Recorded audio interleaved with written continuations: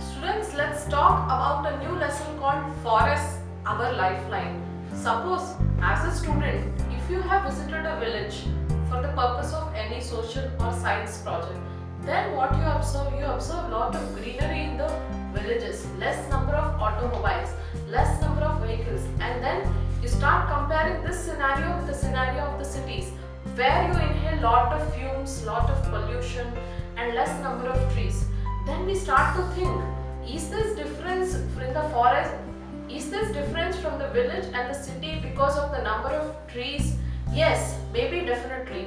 The environment around the villages is always greener because of more number of trees. Thereby, the air quality is also pure and the number of vehicles is also less, and thereby pollution is also less.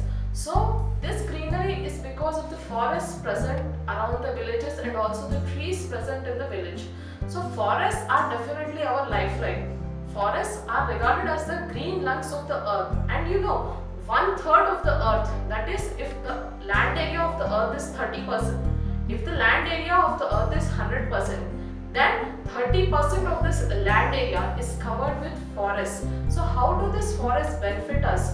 Forests provide us timber for the purpose of firewood, for the purpose of constructing furniture, and forests act mainly as a habitat for a variety of flora and fauna. Flora and fauna means plants and animals. Mainly wild animals live in the forest. Other than these, wild plants and also small trees, bushes, few more animals, insects. So all these things live in the forest. So forest provides a home for this. And other than timber, many nuts, many medicines, honey, wax, lac, nuts, medicinal herbs, all these things are also sourced from the forest.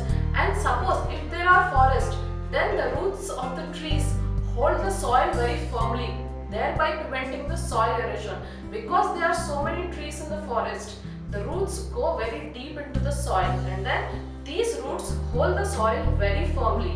And when the soil is held firmly, there will not be any soil erosion. Forests are also responsible for rainfall, and during the photosynthetic activity, forest makes the air clean. Forests take up all the carbon dioxide and give out oxygen, which is very much essential for the human beings and animals.